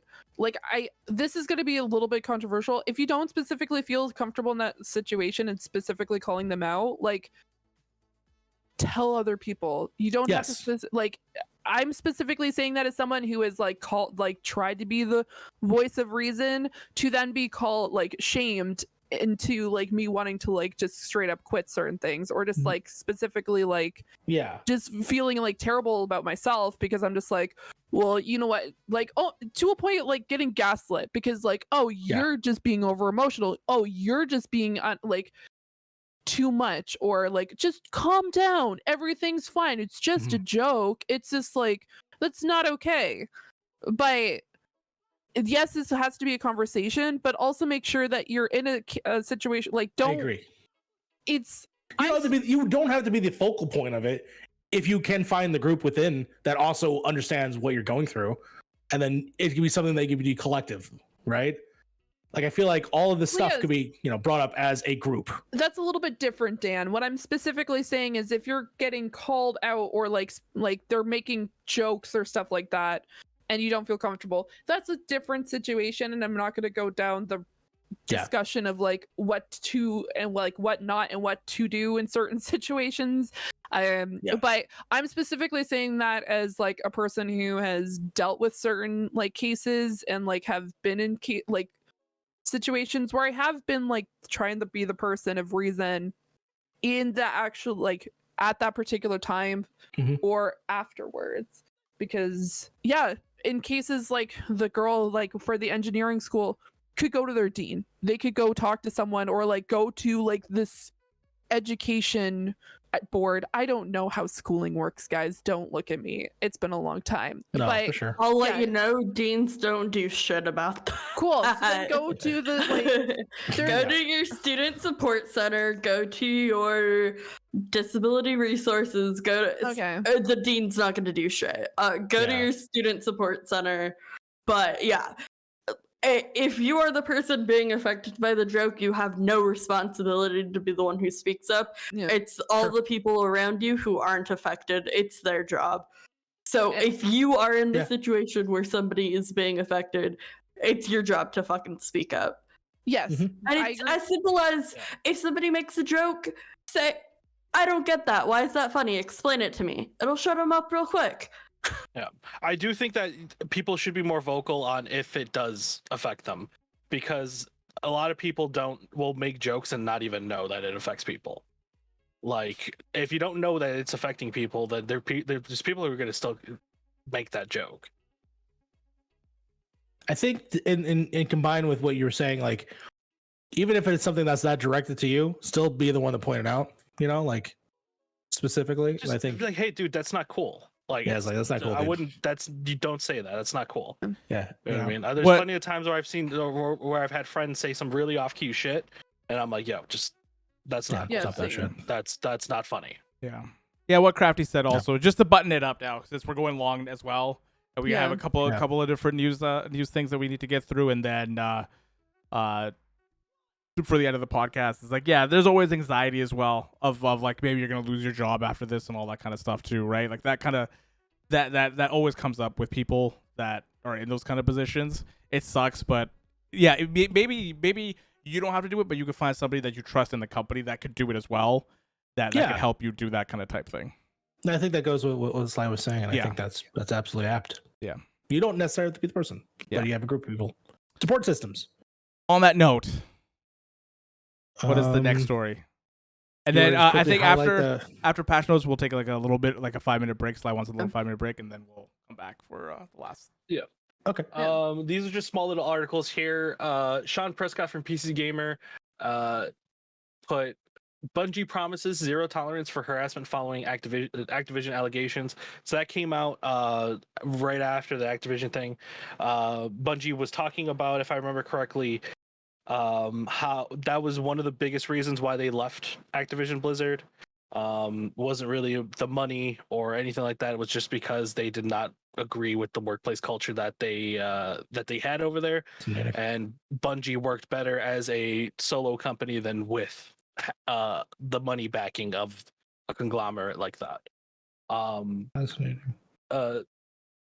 We have some EA Play news. Battlefield Portal got announced, which is just Forge for Battlefield, which is actually kind of cool. And Dead Space Remaster announced, and only for next gen. And then that last article is from Kotaku's Ian Walker. Final Fantasy 14 director apologizes for server overloads. I know Harv was talking about this yesterday. Yes. There is. So they've put in measures, or they're putting in measures, so the queues won't be as long. And saying like one of the main problems they have is semiconductor problems, because they're hard to make servers and hard to get servers. Which also another article came out today that the PS5 and Xbox Series X could be scarce until 2023 because of the semiconductor problem that people are having. Nice. So, yeah, there's so that's a problem. So they put some stuff into the game where like it logs you out after 30 minutes or so, but there's an easy way to exploit that. Yeah. But it obviously won't last forever either. No, because this is because of the big boom that's happening. Yeah. With all the stuff that's happening. Yeah, with, they apologized and said that they're trying to do as much as they possibly can, and there's going to be character restrictions on for most servers. Like they're going to be like what they always do. They're going to be turning the character restrictions on and off, and they're trying to see if they can put more servers out.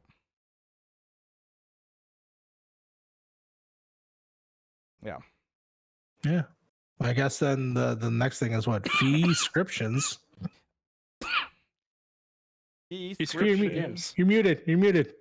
I'm not muted. I'm just far away from my mic because my mic sucks. Yeah. So, guys, want some free games? Well, here's a way to get 4 free games this week. On Epic Games Store announces 4 free games. This week, oh my goodness, as I'm like literally dying. Both you and Harvard dying. You okay? Yeah, I'm fine. Yeah. This week, it's the maple virus. It's the Canada death. Yeah. The maple virus.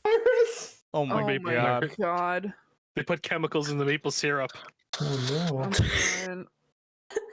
Can we start a like conspiracy theory that I don't know what's the most popular brand? Oh no, they put chemicals. Syrup. They put chemicals in the maple syrup to make Canadians nice.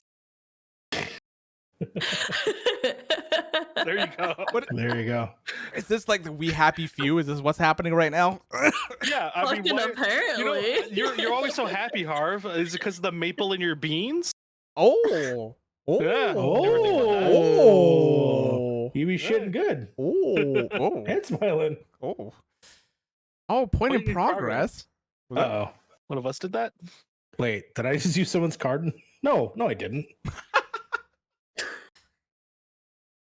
I'm confused. Hold on. Oh Let my me check God. something. Well, thank you. Point in progress. Us. Thank you. Us. Thank you. I don't know who did it, but thank you to. Shit, I did. It was clearly Mario, but he used Damn something. it. Sly, let me know if that hit your credit card. I will send you money. Did I get my credit card? Why is my credit card on the PiP channel? I don't know. I don't know. We'll Wait, find out. You it's just not let me mine, know. is it? Just let me know. Hey, Someone will let me I'm know. checking the invoice. I tried to send a gift. I was just gifting free sub, just because, it was a little nice thing. Build to Illinois. So it's either you or Frank. Okay, I'm opening up my bank account really quick. What just happened? What just happened in the 5 minutes? I think I sent it. I think we're good. I think you're good. I think we're good. And The now invoice Kate. went to the PiP email. Yes. Okay. Dropping subs. Thank you so much. Thank you so much, Kate. Appreciate it. Okay. But yeah, anyways. 4 free games. We have Defense Grid, The Awakening. God damn it, Harv. Are you gonna be okay? The Awakening. There's Verdun, Western Front, which is a World War One first-person shooter game set in World War One. Shocker. And then next week there is Mother Gunship and Train Sim World 2. Next week is going to be a lot of games because it's the second last day of the month, so we'll be talking about a bunch of free games then. But yeah, if you have an Epic Game Store account, just open it up and you can redeem those 2 games, Defense Grid, The Awakening, and Verdun Western Front this week, and then next week is Mother Gunship and Train Sim World 2. Yes. Solid.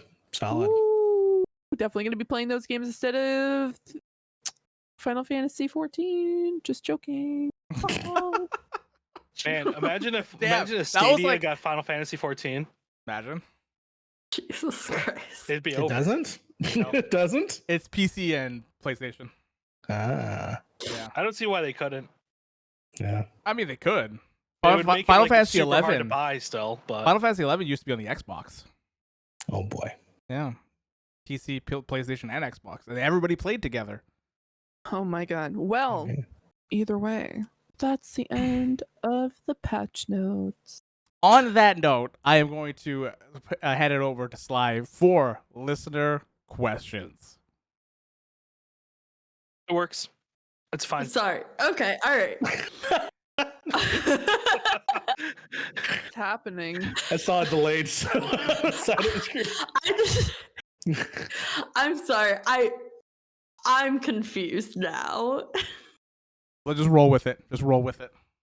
Okay. All right. So, a question I have for all of you. I want to know, what was the first game that made you really fall in love with video games?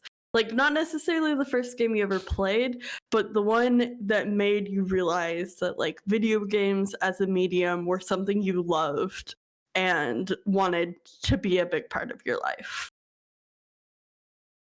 If that makes sense. it does. It does. I already know my answer. Me too. Yeah? What's yours? Metal Gear Solid. The original one, the first one. Okay. I remember being Yeah. being a kid, and before that, I was playing games like I never really actually got through a game before Metal Gear Solid. Actually, it was more of just like I would play games and kind of just not really know what they were. Metal Gear was my first one that I played, but I kind of been off and on for a few years, and it wasn't until I actually finished that game and finally like listened to the story and play that game through. I was just like, yeah, this is a medium that I want to follow for years, and wound up doing after, because that game is one of the first to do a narrative story, the way it did with like good cutscenes, voice actors and all that, to kind of give you a very mature Hollywood-like experience in a interactive game. And this would, trickle to the industry forward from there. But yeah, Metal Gear was the game that was just like, this game is wild. It has a crazy story, and if narratives are going to be like this for the future, then hell yeah, I'm in. Yeah, That's a great answer. I would have to say I'm almost on the same wavelength as Dustin, but I'm gonna say Final Fantasy VII. That is a game. That is one of my first JRPGs I ever played, and oh my god! Like after I got that itch, I was like, give me more JRPGs. Final Fantasy VIII came out, I was like, fuck yeah, give me that one. Final Fantasy IX came out, fuck yeah, give me that. And then I went back and played the other Final Fantasies, and just I guess it's that thing where like you're grinding towards something, like an end goal, or you're just like trying to level up or trying to get the best weapon you can, so everything is just super easy after that. Like you just do 9,999 damage all the time, and you're just destroying people. And it's just like that void that gets filled, like what Frank was talking about with Final Fantasy 14, is that you can do all these things and your character gets better and better, and that's what I liked about Final Fantasy 7, and that opened up a whole new like thing for me when it came to JRPGs and stuff like that. I love that. Mario, did you say you already had your answer as well? Yeah, I do, but it's sort of a cheat because I kind of have multiple games, but I will focus on one primarily. Sure. The cheat is because I'm doing two, so if you want to do two, you can. Oh, if we're doing two, I got another game in mind. Okay. The quick one is actually there are games Sentinel in my life, and I think what is the key factor between everything is the community aspect of games, and it comes in different ways. The community aspect with my family, in terms of my siblings and sort of my cousins and my sisters, the game that we all bonded on, which is to me wild, was Harry Potter and the Sorcerer's Stone on PlayStation 1. Oh yeah, dude. The game was great game. The game fucking rules. The game ruled, dude. Yeah. I remember getting that from Blockbuster one day. Yeah. And it was just like, dude, this game's awesome. Yeah, I adore the game. I adore passing the controller back and forth between me and my sister, and it's one of the first video games I've ever beaten, and I have fond memories of that specific game. I remember the silly like battles with Crab and Goyle in like in the lobby, and you have to like get past them with fireworks or something like that, or fighting Malfoy for the snitch. All these things are locked in my mind. The different puzzles that are actually, I think, that are from the book that were never in the movie, I think, are also in that, which is pretty cool. That is an interesting touchstone. The second touchstone was in schooling, when I just had friends, and the thing that we talk about every day was Vice City.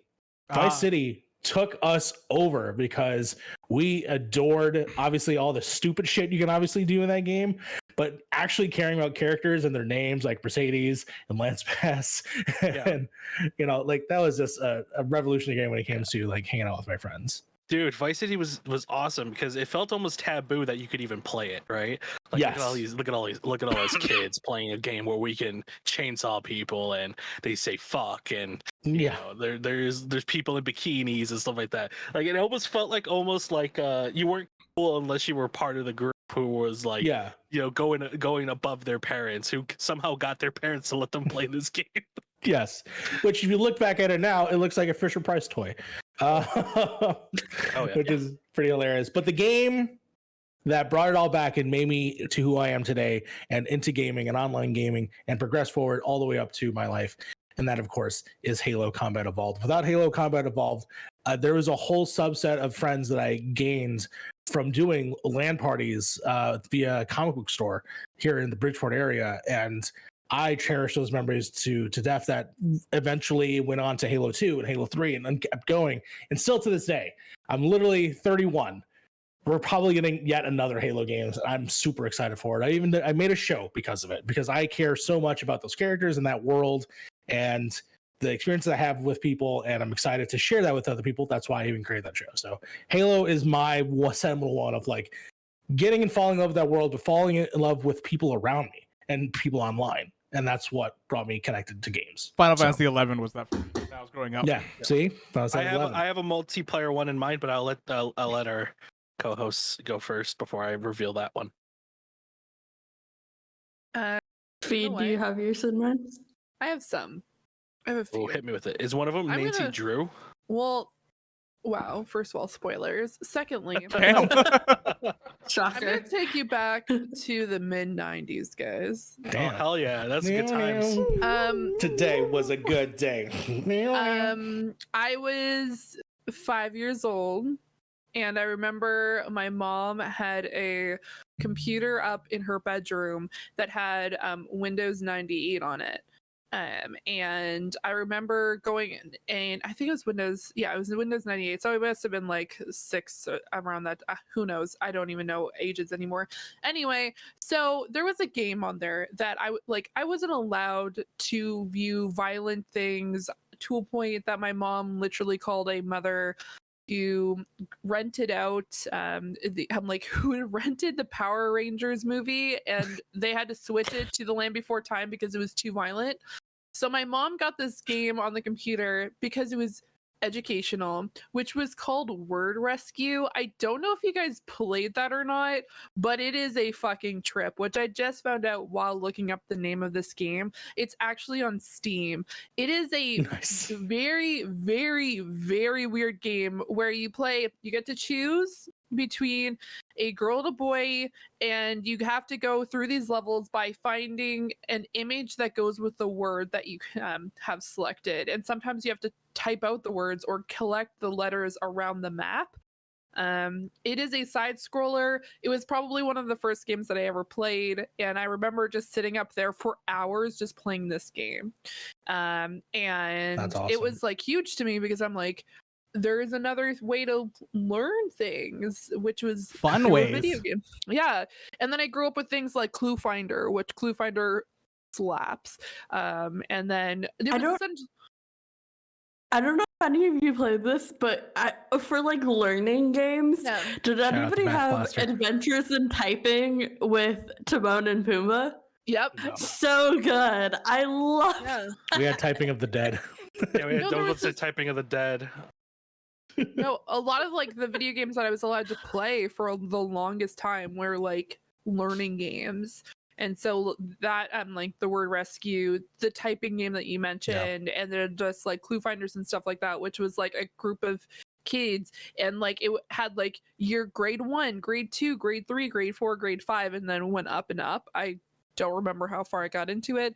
And then I remember I was finally allowed to get Game Boy Advance, and the first game I got was Pokemon Sapphire, which was massive to me because I only had the cards and I watched the show, and so I finally got to play it. But yeah, Nancy Drew was a huge one for me as well because I played a shit ton of them. But being able to see like, okay, it's not only just learning, and there's like so many different genres, because I played a Joan of Arc video game for the longest time because I was obsessed with it. That is on brand. It's on brand to Mhm. hell. I remember I was so excited because we were at Staples and my mom was this like, I was looking at the shelves and on the sale rack there was the Joan of Arc game, and I'm like, can I get this game, because I was concerned because there was violence in it. And my mom was just like, oh yeah, it's okay, because she read it and she's just like, oh, it's telling the story of her going to find her generals and like different people that helped her to try to take back Orleans from the English. Everyone knows how well that went. But yeah. Oh, she catered Nancy Drew, and then like her ears perked up. Yeah, I used to like, my sister and I had to play games like that together. So my mom thought it was a way for us to spend time together, so we would just play the Nancy Drew games. At some point I probably should just like do a co-op stream with my sister playing those games. That'd be because we awesome. would I yell. just I thought- could set that up. You I let me would know. love that. Kate, I just thought of the best idea. While you're here, we could do a co-stream of us playing Nancy Drew, There you go. nailing There it. you go. Bam. God, I want to Love co-stream us that. playing Dark Pictures. And then she could yell at me like, "Go through the door!" I'm like, "Ah! That's awesome. What if the Yeah. killer is there?" I want to make a shout out real quick. I love you, Math Blaster. You were definitely a fan favorite of mine for many Math years. Blaster, bro. It was all about cool math games, dude. Okay, guys, Oregon Trail. I never played it. Okay, boomer. I mean, it's a classic. Our school had a contest for who could get to the end of the Oregon Trail, and if you Really? won, you got trail mix. No, you won. You actually got fucking cruel. dysentery. That's fucking cruel because I guarantee you that shit expired. Oh yeah, before no, anybody actually it was stale AF. Somebody finally finished it. It was they ate it. The shit was just mummified. Oh God, Oh my god. sweet nasty love. Kate, I think you should play one of the scary ones. Yeah, give us the which would scary be one. like Message in the Haunted Mansion is one of them. Curse of Blackboard Manor is another scary one. God, which is it? Oh, the Ghosts of like Ghost Dogs of Moon Lake scared the shit out of me. Ghost Dogs Moon Lake. That sounds awesome. Don't even play. You That's a think rap album. and then Shadow. You know what? Shadow of the Water's Edge might be a good one for him. There you go. Yeah. All right. Sly. Or actually, Fee, do you have any more? So I'm sorry, I made a huge list. Let Sly go. So I have two, and they're kind of what inspired me to ask this question, because I was like thinking, like, what are like the games that stick out to me in my mind of like all my history of playing games, and they're not necessarily my favorite games, but these are the games that really made me fall in love with games in general. And the first one is, I know I make a lot of jokes about this game, but Super Monkey Ball 2 on the GameCube. That's awesome. I got it with my GameCube I got when I was like probably around 6 or 7. I had just moved. I moved in the middle of first grade, and I got a GameCube for my cousins. And I grew up an only child, and so I had a couple games, but Super Monkey Ball was just so fun and so rewarding, and was the first one of those games that really like I connected with, and it was a fun challenge because I've always had a bit of like mobility and fine motor skill issues. But it was the first like challenge that actually was fun for me and I enjoyed, and really made me fall in love with like the idea that video games could be rewarding and they weren't just like frustrating or a challenge. And so that like inspired me to like play video games in general when I was younger. And my second one, when I was in high school, like early high school, like freshman year, like 8th grade to freshman year, I got really into Minecraft. That's not my answer. I'm just giving you a backstory. I was really into Minecraft, and I had big like friends and community and groups of people, and like all we would play was Minecraft or whatever. And so that was just like whatever. Like it's just a vessel for community and interacting and hanging out with friends who are all across the states or whatever. Mm-hmm. And then I was like, okay, like Minecraft, whatever. I want to like play more games, but I'm not really big into video games. Like they're all shooters, they're all like bro-y or whatever. And I found Gone Home, and you know, it's like a great, incredible narrative walking sim. And I played Gone Home, and it was the first time that I saw like a real narrative story in a game that wasn't like based on other IPs. Like it wasn't like a Lego Star Wars or the Harry Potter games or whatever. It was like, you know, a narrative story that was contained in its own, and I got to experience a story and see like characters who I could relate to, and just tell a really beautiful story, and really showed me what video games could be and could look like, and like completely changed my opinion on the industry. And that's when I started to like really become involved with like video games, like games media, like the industry as a whole, et cetera, et cetera. And that's why we're here today. So I'm so happy you brought Gone Home, because Gone Home is seminally one of my favorite games of all time, and it's one of the games that I've connected with. My sister hasn't played this. I haven't actually run this through with them, but I would love to have that experience. But it deals with things that they deal with, and that I think is what will be fascinating. That's how, for me, to come to terms when I was playing it. So I very much heavily recommend, if you've never played this game and know nothing about it, good. That's part of the story. The not knowing is probably best, but yes, it's probably one of the best games of all time, in my opinion. I had that same moment. A beautiful experience. I had that same moment with What Remains of Edith Finch Oh my god, yes. as well. Ah. Well, But yeah, Incredible. oh, Frank, you said you had a multiplayer game, right? I do. Does anybody else have anything else? no, you're up. No, you're up, buddy. Yeah. Fee, do you got something? You I mean, I played a game for 5 years. That's about it. I mean, I could say Final Fantasy 11. I Valid. played that for 7 years. Yeah. That took I over played- my entire life. Technically, I've been playing Fortnite for like the last 4 years now. So, Yeah. I yeah. played a game that I have talked about multiple times for 5 years, and that's Final Fantasy 11? Sure. Yeah. Sure. Yeah. I mean, I played Minecraft almost exclusively for years. I spent so much of my life on that game. And it's not about the game at all. It's purely about that community aspect, everybody getting off school, whatever, hopping on TeamSpeak, hanging out Oh, into God, the wee TeamSpeak. hours of the morning. Oh my god. God, Remember TeamSpeak. Ventrilo? Shout out to Does TeamSpeak. anybody Really? remember Then- X-Fire? No. So I guess X-Fire was another something one. that came before Wait, Dustin's this is Dustin's gonna remember this. When we were in high school, the game that kinda took over for us was Ragnarok Online.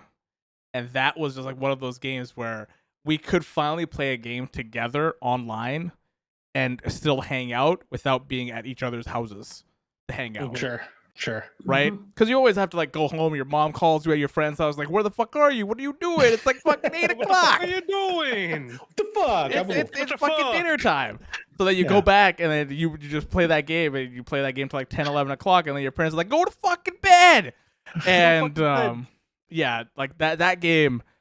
I don't know why my parents kept me subscribed to those games, They because probably forgot they even subscribed to it. Ragnarok Online had a monthly subscription at some point, and then Final Fantasy 11 also had a monthly subscription. I was in high school. There's no way I could pay for this shit. So Mom's credit card can though. I mean, did I use their credit card by accident to get a couple of months? Yeah. Yeah. See, you were iPad babies before iPad babies. Right? Frank, what's your multiplayer one? Yeah. So for a small, not a really small, about 2 or 3 years of my life, I didn't have a console just because it bricked, and we couldn't afford another one because we could barely afford the one I even got before that. So my only games that I had was Counter-Strike. And for I'm kind of glad it happened in a way, because without Counter-Strike I would not be as proficient at FPSs as I would be today, because that game taught me so much in terms of just how maps work, how recoil works in games, how just so much in-depth stuff in those games you have to learn as a player to be good at it, and it moves onto other games like that in the scope of FPSs. So yeah, Counter-Strike is, oh man, I owe a lot to Counter-Strike. Did you used to play in Chinatown and go to any of those internet cafes and play? I ran Counter-Strike on these shittiest fucking dual core processor integrated graphics bullshit. That Half-Life, anything that I can play that was this was a computer that was built. So I had to play things that were mid 90s and above, you know what I mean? Counter-Strike Source was kind of pushing it. I couldn't play episode 2 of Half-Life because it would just crash. Back in the So- early 2000s, I was going to Chinatown and playing games on computers in internet cafes with my Asian friends, and Counter-Strike was one of those. I wasn't proficient and never good, still not, but we did go down there and spend money. I forgot how much it was for an hour. Back I at did my put- day. Yeah. Did put a ton of time into Halo PC though. Halo 1 PC. That's actually what kind of got me into the modding scene, because if you bought Halo PC, you probably remember that it came with a separate game called Halo Custom Edition. Yeah. And in Custom Edition, you can import maps that were made by the community, a lot of which is like Halo 2 guns and shit like that. You can play Halo 2 stuff basically in Halo 1. Fly things like the Pelicans and all that. Like, it was a really cool, like, you know, modding scene for that game. So the possibilities were endless for like something that costs like $10 at GameStop. Now 343 has a battle pass for Now there's a fucking Hey battle man, pass. I'm excited. I'm excited for this game. So free to Yeah. play. Fuck yeah, let's get it. No, I mean currently, if you want to play the Master Chief Collection, there's not a battle pass per se, but every week they unlock things in older games that are changing the But way it it's looks. for free though, right? It's free, but you have to play the game. Yes. Yeah, But it's yeah. free. Yeah, I'm just saying, it's just cool that they're like they're putting it into the game It's like now. it's on like purpose. it's like they're beta testing the battle pass Yeah, for they're Halo like, Infinite. hey, Halo 3, you had a blue sword. What if it was purple? Like they're doing that shit. Yeah, And it's yeah. like, So now oh, it's that's gonna kinda be cool. It's gonna be for Halo Infinite where they can charge $10 Yeah. a season, Yeah, and yeah. you know, Mhm. like Fortnite does and stuff like that. So. For sure. Well, think look, that's there's any it. more questions, but guys, thank you guys so much for joining for this podcast. This was a very informative podcast. This was something that we wanted to talk about today, and I'm glad that we could sit down and actually talk about it and have this discussion with all of us, the five of us, and then with the chat as well. Mario, where can everybody find you? You can always find me here at Point in Progress, but you can also find me at youtube.com/thatMarioRivera, where season 2 of Halo Forever is beginning. Yay! I really love Woo. Halo 2. I love that Fee apparently has already loaded up Final Yeah, Fantasy. like literally Popped up. instantly. The first guest is Max Roberts, former of used to be in a podcast group with me called the Model Citizen Show. He's currently working with Disney. He's part of big old Disney Corporation. He's responsible for a lot of the manuals that go into work in terms of the rides, and he's helped develop some stuff for the rides. We talked about that very briefly, but otherwise you'll learn the history of how I drove to Florida in one day to go to his wedding. It was wonderful. It was a wonderful experience. So you get to hear some of that story. But otherwise, yeah, that's where you'll find me. You can't find me on Twitter. Unless you want to follow me on that. Somebody put a like a fork or a spoon in the cake, please. Free this man already. Please do. Lastly, I'll just announce it. I'm working on something secret, Okay. and I won't tell anyone. We got a couple of things. What that a are tease. we're gonna have a couple of things on this channel soon too. Yeah. That I just have to finalize with these two up here at some point. And yeah. Yeah. But yeah. Also, I'll do that after. Frank, where can everybody find you? You can skip me for right now. Okay, Fee, where can everybody find you? Oh yeah, because he has to be the third person. That's right. Yeah, sorry. Quick question. I'm gonna call out Aaron Guard. You want me to announce things? You better ask questions next week. All right, continue. Damn. Damn, rip. All right, Fee, where can everybody find you? God damn. Well, you can find me on Twitter at Zoranix. You can also find me on Twitch, including tomorrow when I do a birthday stream because Final Fantasy was down on my birthday, so we're gonna be playing Final Fantasy and probably, since Kate has been asking a lot, I'll probably do some party games as well to get more people to be able to play because I know not everyone. We are not playing Knockout City. Oh, on my birthday. we could do some first class trouble. New maps? Oh. New maps?